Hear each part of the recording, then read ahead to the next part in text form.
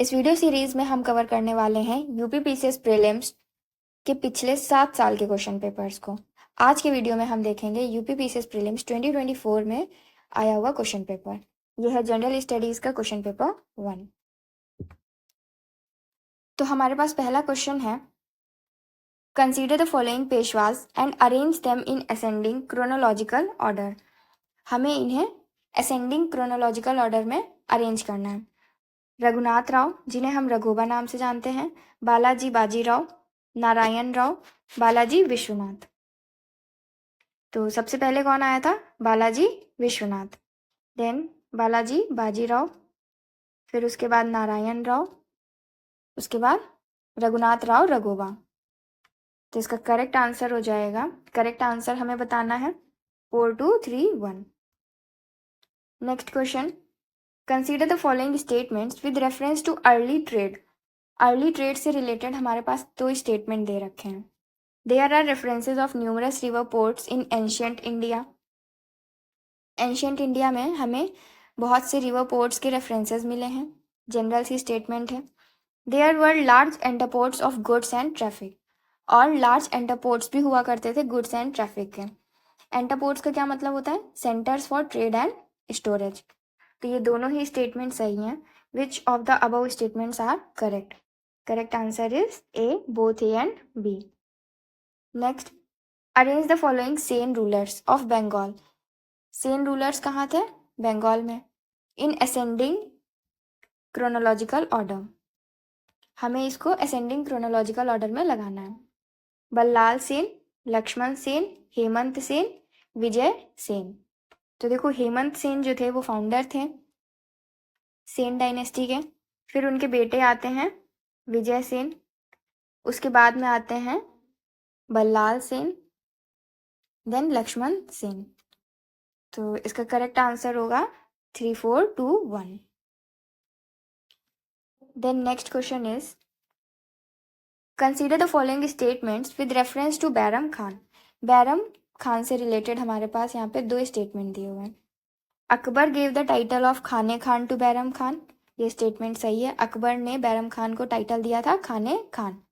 This title was not given at the time of appointment of Bairam Khan as वजीर of empire. तो जब उन्हें empire का वजीर बनाया जा रहा था उस टाइम ये टाइटल नहीं दिया गया था, ये टाइटल उन्हें बाद में दिया गया था। ये भी स्टेटमेंट सही है। Which of the above statements are correct? इसका आंसर होगा both 1 and 2। Next question is, write in descending order the following states on the basis of their population as per census 2011। हमें इन स्टेट्स को उनकी population के basis पे descending order में लगाना है। तो सबसे ज़्यादा पॉपुलेशन किसकी है? उत्तर प्रदेश की। Second Bihar, then West Bengal, फिर उससे कम किसकी है? आंध्र प्रदेश। तो इसका करेक्ट आंसर हो जाएगा 3 2 3 1 4 2।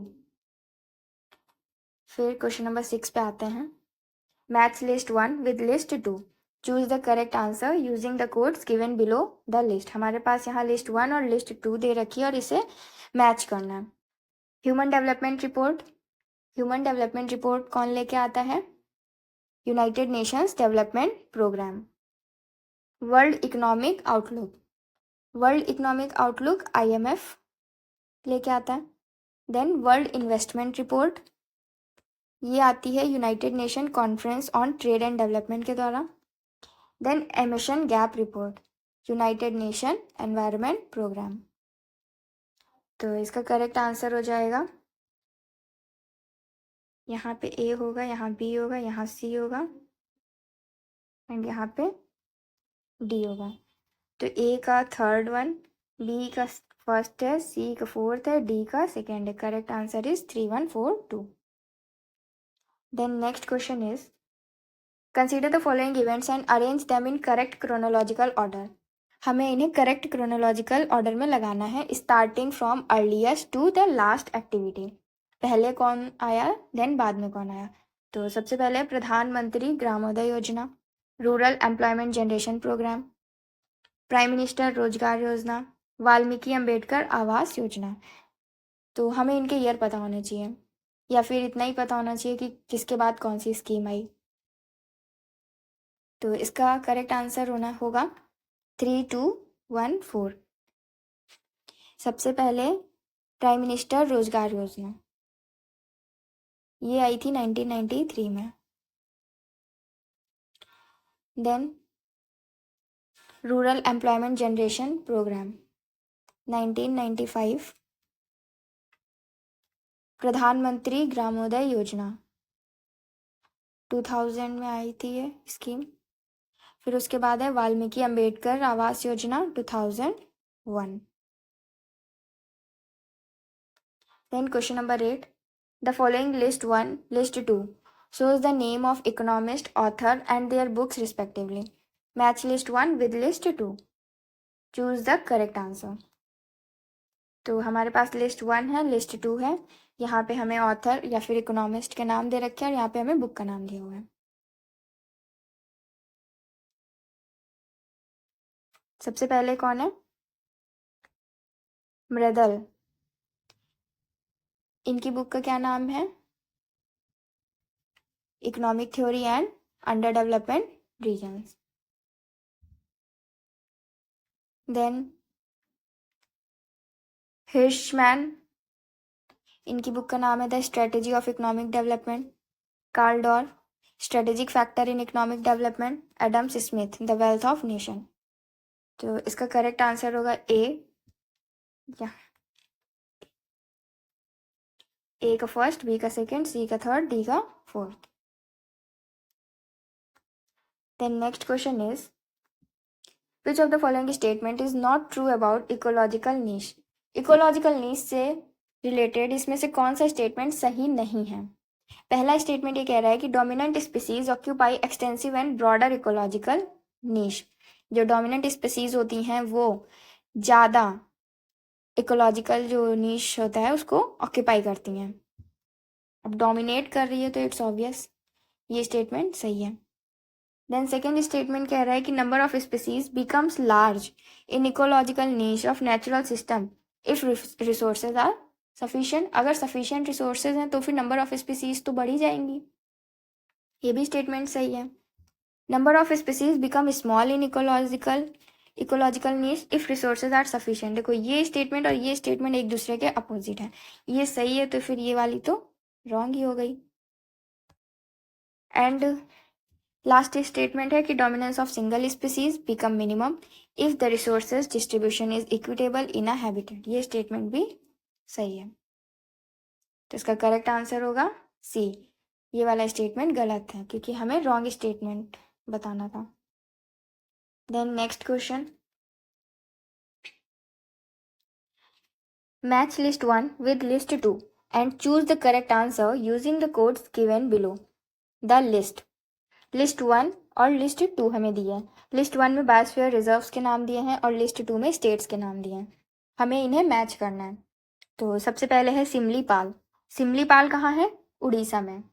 देन नौकरेक, नौकरेक मिलेगा आपको मेघालय में। फिर उसके बाद है अगस्त्यमलाई, ये कहाँ है? ये है केरला में। और मानस आसाम। तो इसका करेक्ट आंसर हो जाएगा 2413। Next question is consider the following statements. हमारे पास दो स्टेटमेंट्स दी हुई हैं। Scientific investigation depends on commitment to practical ideals. और सेकेंड स्टेटमेंट क्या कह रही है कि honesty is particularly important in science. तो ये स्टेटमेंट तो सही लग रही है, इसमें कुछ गलत तो है नहीं। Honesty is particularly important in science. First statement क्या है? साइंटिफिक इन्वेस्टिगेशन डिपेंड करती है on the commitment to practical ideals. तो ये स्टेटमेंट भी सही है। इसका करेक्ट आंसर क्या होगा? Select the correct answer. तो करेक्ट आंसर होगा both statement 1 and 2 are correct. Then next question is which of the following is the correct order of plant species. हमें प्लांट स्पीसीज का करेक्ट ऑर्डर बताना है। From higher to lower order जाना है, ठीक है। तो सबसे हायर क्या होगा? ऑप्शंस देखते हैं। Class, phylum, order, plant kingdom. तो सबसे हायर क्या होगा? सबसे हायर होगा प्लांट किंगडम। देन उसके बाद फाइलम, फिर उसके बाद आएगा क्लास, फिर उसके बाद आएगा ऑर्डर। तो इसका करेक्ट आंसर क्या है? D. Next question, consider the following statements with reference to the Justice Party. Justice Party से रिलेटेड यहाँ पे दो स्टेटमेंट्स दिए हुए हैं। The Justice Party opposed Congress by calling it a Brahmin dominated organisation. Justice party जो है वो कांग्रेस को अपोज करती थी, उसे कहती थी कि ये ब्राह्मण डोमिनेटेड ऑर्गेनाइजेशन है। Then it claimed the same communal representation for non Brahmins as the Morley Minto reforms had given to Muslims. Which of the above statements are correct? तो इसमें दोनों ही स्टेटमेंट सही हैं, both statement 1 and 2 correct. Next question है, consider the following statement with reference to the workers and peasant party. Worker और peasant party से related हमारे पास दो स्टेटमेंट दिए हुए हैं। पहला है, the workers and peasants party was formed in 1927 and was given the form of an All India organisation. Worker और पीजेंट पार्टी को कब बनाया गया था? 1927 में, और इसको ऑल इंडिया ऑर्गेनाइजेशन का फॉर्म दिया गया था। सेकेंड स्टेटमेंट कह रहा है, the objective of this party was to work within the Congress so that it could be made a more revolution inclined party and an organisation of the common people. तो इस पार्टी का objective क्या था? To work within the Congress, ताकि इसे मोर revolution inclined party बना सके और कॉमन पीपल के लिए बनाया जा सके, organisation of the common people. तो ऑब्जेक्टिव जनरली करेक्ट ही होता है, तो इसमें दोनों ही स्टेटमेंट सही हैं। Which of the above statements are correct? Both 1 and 2। Next question, consider the following events and arrange them in chronological order. हमारे पास ये इवेंट्स दिए हैं और इन्हें क्रोनोलॉजिकल ऑर्डर में अरेंज करना है। East India association, national Indian association, Indian society, Indian association. तो ईस्ट इंडिया एसोसिएशन का फॉर्मेशन होता है 1866 में बाय दादा भाई नरोजी इन लंदन, और इंडियन सोसाइटी का कब होता है? 1875। देन नेशनल इंडियन एसोसिएशन, ये हमारी फाउंड हुई थी 1870 में। Indian society by Anand Mohan Bose in London, ये Dadabhai Naoroji in London, इसको इंडियन सोसाइटी को किसने बनाया था? Anand Mohan Bose in London. Then national Indian association 1870 में बनाई गई थी in England by Mary Carpenter. Then Indian association, ये 1876 में फाउंड की गई थी बाय सुरेंद्रनाथ बनर्जी इन कैलकाटा। तो इसका करेक्ट आंसर क्या होना चाहिए? सबसे पहले आई ईस्ट इंडिया एसोसिएशन फर्स्ट, फिर उसके बाद national Indian association, then Indian association 1 2 3 4।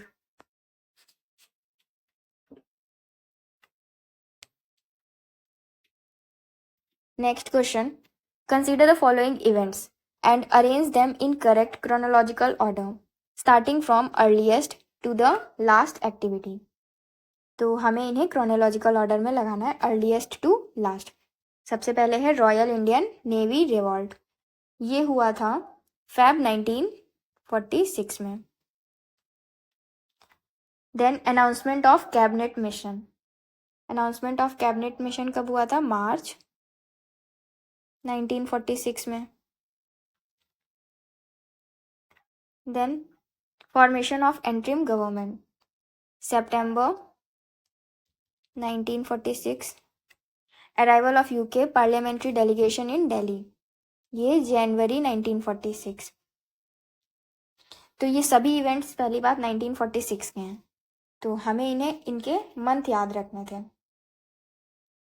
इसका करेक्ट आंसर क्या होगा? ये फैब में हुआ है royal Indian navy revolt, announcement of cabinet mission मार्च में, फॉर्मेशन ऑफ एंट्रीम गवर्नमेंट सितंबर में, arrival of UK parliamentary delegation in Delhi जनवरी में।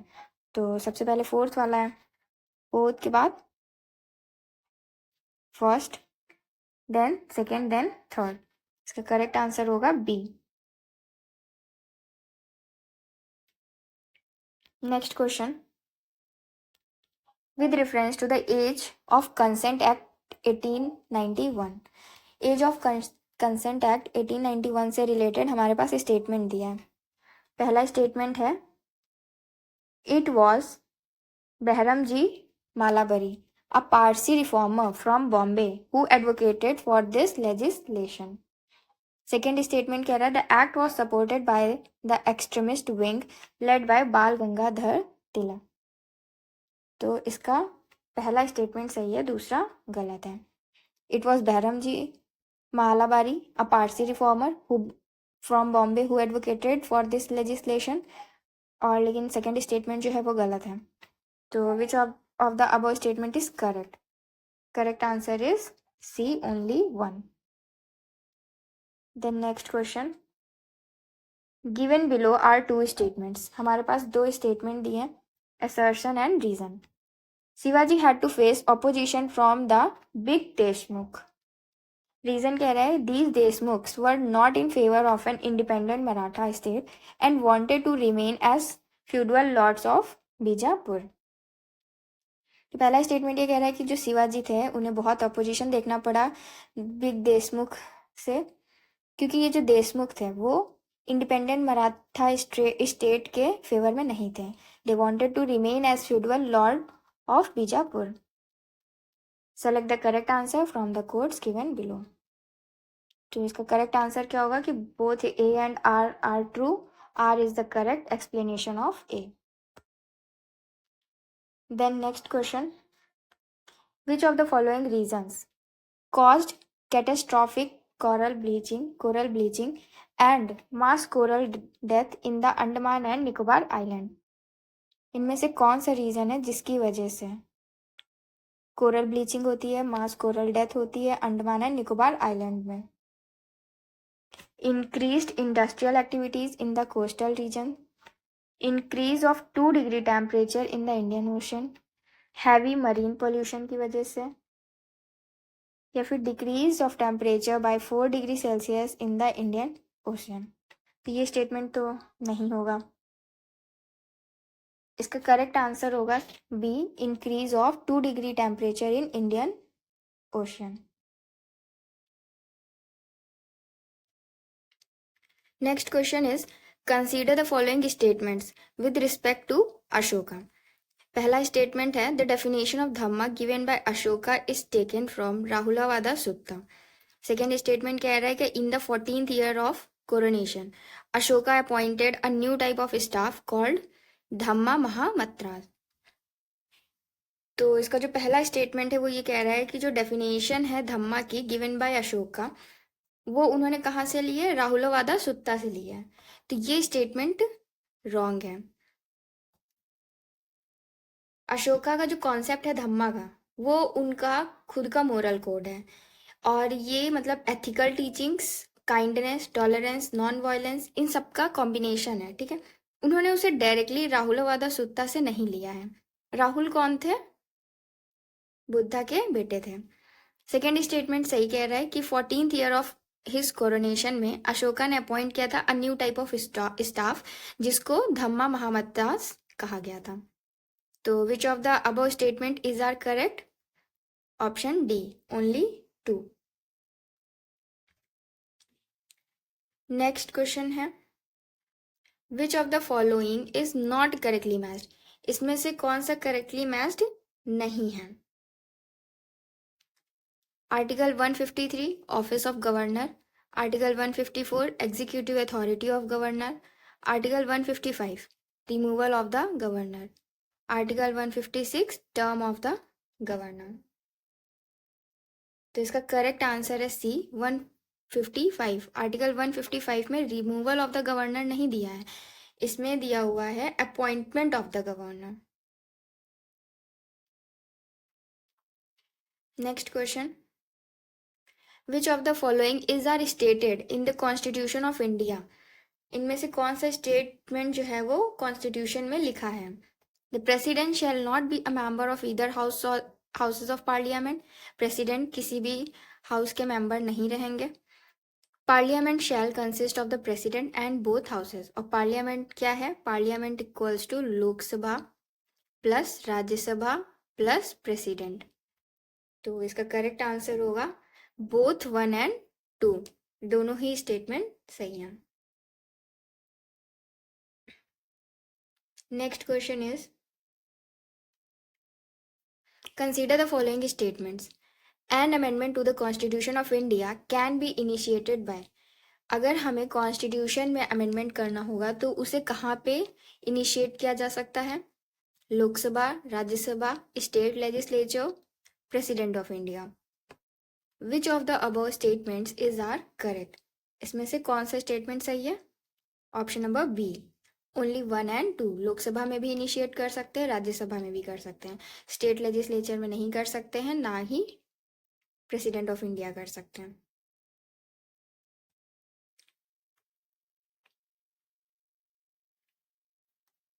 Next, which of the following are the functions of the election commissioner of India?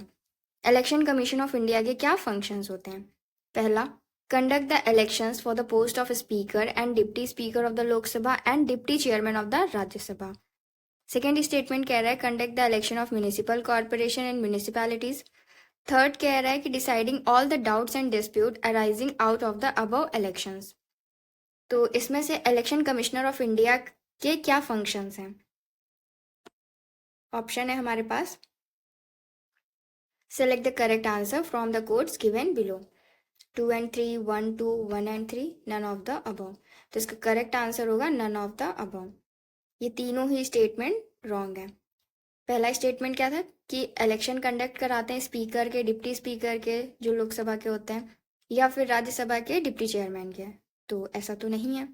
Conduct of elections of the municipal corporation and municipalities, ये भी election commissioner of India का काम नहीं है। Deciding all the doubts and disputes arising out of the above election, ये statement भी wrong है। Next question is which one of the following is not correctly matched? इसमें से कौन सी करेक्टली मैच्ड नहीं है? पहली है जीवी के राव कमिटी, ये किस लिए है? Planning at the block level. Next, Dantwala committee, rural credit. Santhanam committee, Panchayati Raj finances. Ashok Mehta committee, Panchayati Raj institutions. तो इसका करेक्ट आंसर होगा बी। दंतवाला कमिटी जो है वो रूरल क्रेडिट से रिलेटेड नहीं है। Dantwala committee was related to block level planning. ठीक है, बाकी के तीनों स्टेटमेंट सही हैं। नेक्स्ट क्वेश्चन है which of the following is the correct sequence of phases of biotic succession?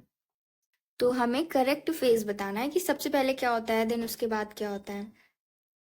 तो हमारे पास यहाँ पे ऑप्शन में है एसेस, माइग्रेशन, रिएक्शन, स्टेबलाइजेशन। तो इट्स ऑब्वियस कि स्टेबलाइजेशन तो सबसे लास्ट में होना चाहिए। स्टेबलाइजेशन मतलब क्या है कि क्लाइमेक्स कम्युनिटी फॉर्म हो जाती है उस टाइम पे। सबसे पहले क्या होगा? सबसे पहले होगा माइग्रेशन।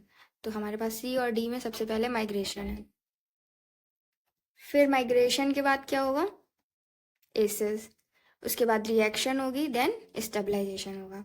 तो इसका करेक्ट आंसर होगा डी। नेक्स्ट क्वेश्चन इज, यहाँ पे हमें असर्शन दिया हुआ है और रीजन दिया है। Given below are two statements, one is labelled as assertion and other as reason. Assertion है relative humidity decreases with increasing air temperature. जैसे जैसे एयर टेम्परेचर बढ़ेगा रिलेटिव ह्यूमिडिटी जो है वो कम हो जाएगी। Absolute humidity increases with increasing evaporation. और जैसे जैसे इवेपोरेशन बढ़ेगा एब्सोल्यूट ह्यूमिडिटी जो है वो बढ़ जाएगी। तो इसका करेक्ट आंसर क्या है? Both A and R true. Both A and R true but R is not the correct explanation of A. ये दोनों ही स्टेटमेंट अपने में सही हैं, लेकिन आर जो है वो ए का एक्सप्लेनेशन नहीं है। Next question, which one of the following is correctly matched? इसमें से कौन सा करेक्टली मैच्ड है?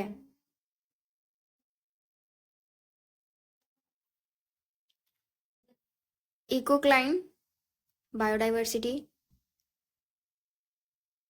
पाइक्नो Kline, sea water density, thermocline air temperature, halocline sea water temperature. तो पहला वाला तो रॉन्ग है, ये pycnocline sea water density is the correct one. Thermocline क्या होता है? थर्मोक्लाइन मतलब होता है change in water temperature with depth, तो ये भी रॉन्ग है। और हेलोक्लाइन, हेलोक्लाइन का क्या मतलब होता है? Halocline refers to the salinity not temperature. Halocline जो है वो सैलिनिटी के बारे में बताता है, ना कि टेम्परेचर। और ये थर्मोक्लाइन जो है वो change in water temperature with depth. Next question is match list 1 with the list 2. Correct, choose the correct answer using the codes given below. हमें लिस्ट 1 को लिस्ट 2 के साथ मैच करना है, ठीक है। लिस्ट 1 लिस्ट 2, यहाँ पे है planting hearth, cryptophyte steppe world floral regions, Puszta grasslands. तो प्लांटिंग हर्थ ये किससे मैच होगा? ये होगा सीओ सौर से। क्रिप्टोफाइट स्टेपे जो है वो किससे मैच होगा? दिस इज आर्कटिक स्टेपे से पता चल जाएगा कि ये आर्कटिक से रिलेटेड है, Arctic tundra. World floral region this goes to Adolf Engler. पुट्ज़ ग्रासलैंड्स हंगरी में। तो इसका करेक्ट आंसर होगा A3 B4 C2 D1। B1 is the correct answer. Next question is, which one of the following pairs aluminium plant state is not correctly matched? एक तरफ हमें aluminium plants they रखे हैं, एक तरफ हमें स्टेट्स दे रखे हैं। हमें ये बताना है कि इसमें से कौन सा करेक्टली मैच्ड पेयर नहीं है। अलुपुरम, जिसे हम अलवे भी कह सकते हैं, क्या ये केरला में है? बेलागवी कर्नाटका, मुरी छत्तीसगढ़, हीराकुड उड़ीसा। तो इसका करेक्ट आंसर है सी, मुरी इज नॉट इन छत्तीसगढ़, ये है आपका झारखंड में, ठीक है।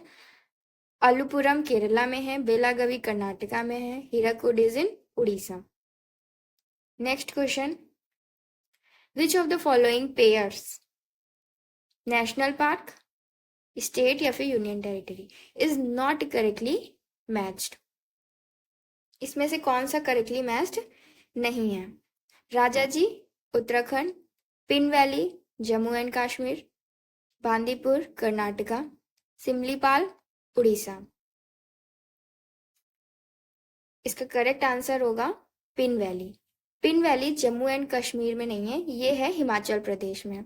राजाजी उत्तराखंड में है, Pin Valley Himachal Pradesh, Bandipur Karnataka, Similipal Orissa. Then next question, given below are two statements, one is labelled as assertion and other as reason. Assertion क्या कह रहा है? The Himalayas are still rising, Himalayas जो हैं वो अभी भी राइज कर रहे हैं, बढ़ रहे हैं। The Indian tectonic plate is colliding with the Eurasian plate. तो इसका करेक्ट आंसर क्या होगा? Select the correct answer. Both A and R true, but R is not the correct explanation, नहीं। A is false but R is true, नहीं। इसका correct answer होगा C, both A and R true and R is the correct explanation of A. Himalayas जो है वो still rise कर रहे हैं, अभी भी राइज कर रहे हैं। उसके पीछे रीजन ये है क्योंकि जो इंडियन टेक्टोनिक प्लेट है वो कोलाइड कर रही है किसके साथ? यूरेशियन प्लेट के साथ। Then next question is match list 1 with list 2, choose the correct answer using the codes given below. यहाँ पे हमें लिस्ट 1 दे रखी है जिसमें कोल रिसोर्सेज हैं, देन लिस्ट 2 है जिसमें स्टेट्स दिए हैं। हमें मैच द फॉलोइंग करना है। तो हुतार, इट इज इन झारखंड। इब रिवर कहाँ है? उड़ीसा। टाटा पानी रामकोला छत्तीसगढ़। उमरिया मध्य प्रदेश। तो इसका करेक्ट आंसर आएगा, ए का 4 है, हमारे पास इन दोनों में 4 है। Ib river Orissa, B third one. Tatapani Ramkola is in Chhattisgarh and Umaria is in Madhya Pradesh. इसका करेक्ट आंसर होगा C. Then next question is match list 1 with list 2 and choose the correct answer using the codes given below। फिर से हमें यहाँ पे list 1 दे रखी है, लिस्ट 2 दे रखी है। यहाँ पे हमें कैनाल्स के नाम दिए हैं, इधर रिवर के नाम दिए हैं। सबसे पहले है अपर बारीद्वाब कैनाल, ये है कहाँ? Ravi river. Sirhind canal Sutlej. Gurgaon canal Yamuna. Indira Gandhi canal Sutlej Ravi Beas. तो इसका करेक्ट आंसर हो जाएगा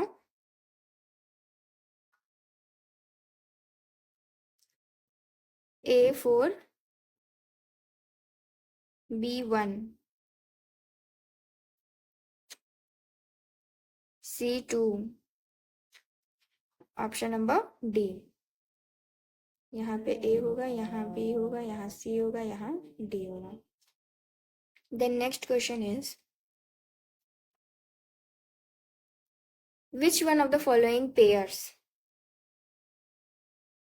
crop peculiarity is not correctly matched. इसमें से कौन सा पेयर जो है वो करेक्टली मैच्ड नहीं है? State where rice is grown 3 times in a year, waste Bengal. Bihar's contribution to the rice production 15.7%। State with largest area under rice production Uttar Pradesh। That decide western limit of rice production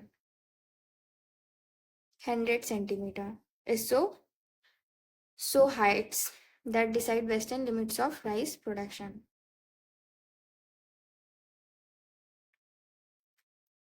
correct answer होगा इसका B. Bihar's contribution to the rice production is not the correct fact।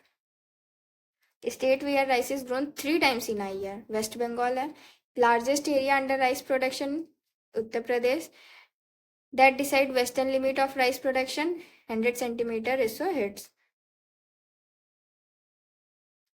Next question is consider the following statement with reference to the cotton crop. Cotton crop से related यहाँ पे हमें एक statement दे रखा है, 2 statement दिए हुए। Cotton is mostly a kharif crop. Cotton crop requires moderate amount of rainfall varying between 50 से 75 सेंटीमीटर एनुअली। तो which of the statement is are correct? Both 1 and 2। Then next question is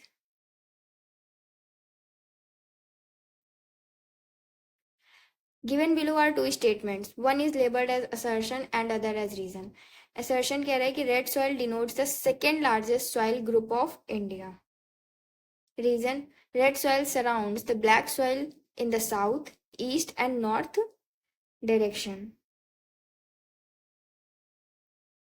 select the correct answer from the codes given below। तो इसका correct answer क्या होगा? A, both A and R true, R is the correct explanation of A।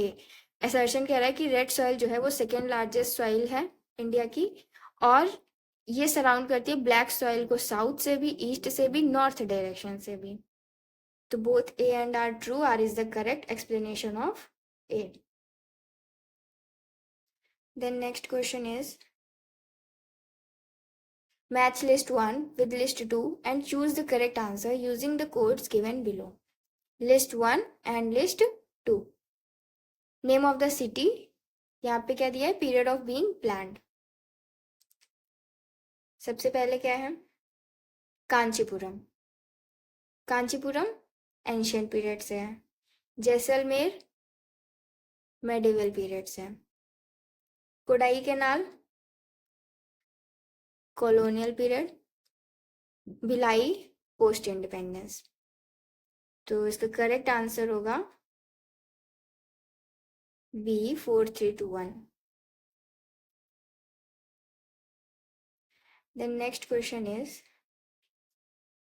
Match list one with list two, choose the correct answer using the codes given below. यहाँ पे हमें list one दे रखी है जिसमें famous local storms दिए हैं, और यहाँ लिस्ट टू है प्लेस और एरिया।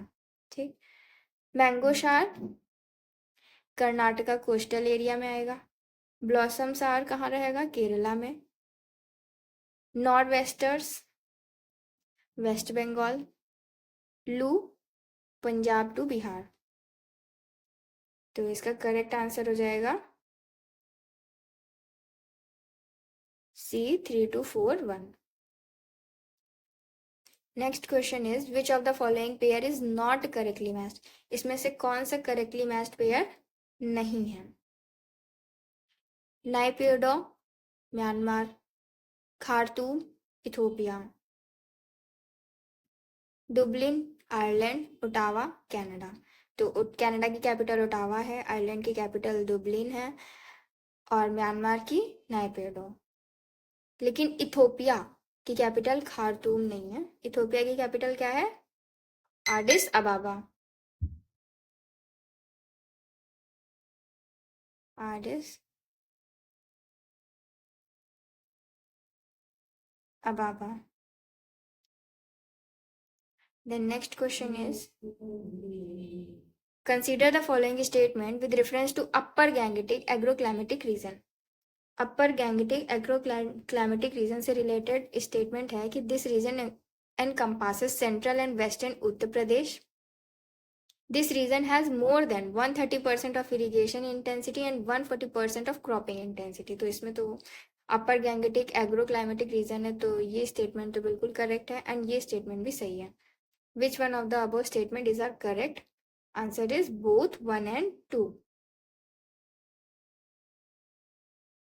Next question is कितना फैक्चुअल क्वेश्चंस पूछे जा रहे हैं। Match list one with list two, choose the correct answer using the codes given below. List one में हमें पासेस दे रखा है, लिस्ट टू में हमें हाइट दिए सी लेवल से कितनी ऊंचाई पे है। दिप्सा दिप्सा 5360, रोहतांग की 3978, बारालाचा 4850, बनिहाल 2832 मीटर्स। इसका करेक्ट आंसर होगा A 1324। Then next question is given below are two statements. One is labeled as assertion and other as reason. Assertion कह रहा है कि jute is an indigenous plant of India. दूसरा कह रहा है jute is a kharif crop sown from Feb to June and harvested from July to October. Select the correct answer from the codes given below. तो jute एक indigenous plant है India का, correct one. Jute is a kharif crop sown from February to June and harvested from July to October is also the correct one. But क्या ये इसका correct explanation है? इसलिए ये इंडिजीनियस प्लांट है क्योंकि ये खरीफ क्रॉप है, फरवरी से जून में उगाई जाती है और हार्वेस्ट कर ली जाती है जुलाई टू अक्टूबर? नहीं, इसका करेक्ट आंसर होगा C. Both A and R true, but R is not the correct explanation of A. Next question number 44. Match list 1 with list 2. Choose the correct answer using the codes given below. List 1 में हमें कुछ दे रखे हैं एसिएस्ट, and list second में है ट्रेटाइज। तो सबसे पहले हैं देवान भट्टा, इनका होगा पारासर माधव। देन हिमाद्री, स्मृति चंद्रिका। माधवचार्य जी का क्या है? दान सागर, बल्लाल सेन, चतुर्वर्ग चिंतामणि। इसका करेक्ट आंसर होगा A. Next question, given below are two statements, हमें दो स्टेटमेंट्स दिए हुए हैं. One is labeled as assertion and other as reason. Turkish invasion on India was successful. सही है, टर्किश इन्वेजन जो था इंडिया में वो सक्सेसफुल हुआ था. There was no political unity in north India, ये भी सही है, इसीलिए वो सक्सेसफुल ही हुआ था. तो select the correct answer from the codes given below. तो इसका करेक्ट आंसर होगा A. Both A and R true and R is the correct explanation of A. Turkish invasion on India was successful because there was no political unity in North India. Next question is, consider the following statements regarding Voice of Global South Summit. पहला statement कह रहा है कि India recently concluded its second voice of global south summit. Second statement, the term global south is related to developed countries. Which of the above statement is are correct. तो इसका correct answer होगा C, only one. पहला statement correct है, India recently concluded its second voice of global south summit. The term global south is related to developing countries और less economically developed countries, not developed countries. जो developing countries हैं या फिर less economically developed countries हैं उनको ये refer करता है. Next question is, what does the Intergovernmental Panel on Climate Change IPCC emphasize regarding reduction in greenhouse gas emission? Gradual and limited reductions are enough. Deep, rapid and sustained reductions are essential. Select the correct answer from the codes given below. तो इसका जो पहला statement है वो wrong है. Gradual and limited reductions are enough, ये statement हमारा गलत है.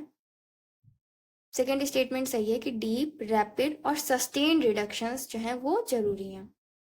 तो इसका करेक्ट आंसर क्या हो जाएगा, only 2. Next question is, what does the term cereal yield refers to? The amount of cereal crops produced per unit area of harvested land. The total production of cereal crops in a given country. तो इसका correct statement क्या है, पहला सही है दूसरा गलत है. Select the correct answer, option number C.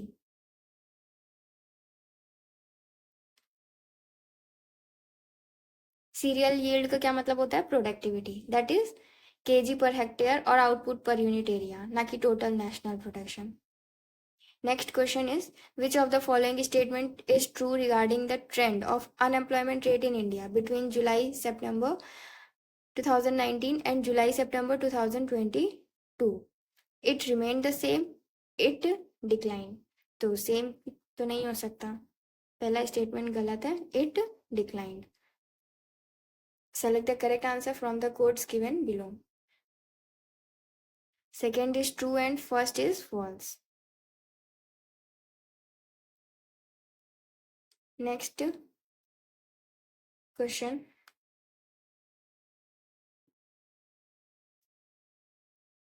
Who publishes the Global Multidimensional Poverty Index report? World Bank and International Monetary Fund, Oxford Poverty and World Health Organization, Oxford Poverty Human Development Initiative या फिर UNDP. Select the correct answer from the codes given below. 2 and 4, only 4, 1 and 4, 3 and 4. Global multidimensional poverty index, इसे कौन publish करता है, OPHI और UNDP. Oxford poverty and human development initiative और UNDP. Correct answer is D, 3 and 4.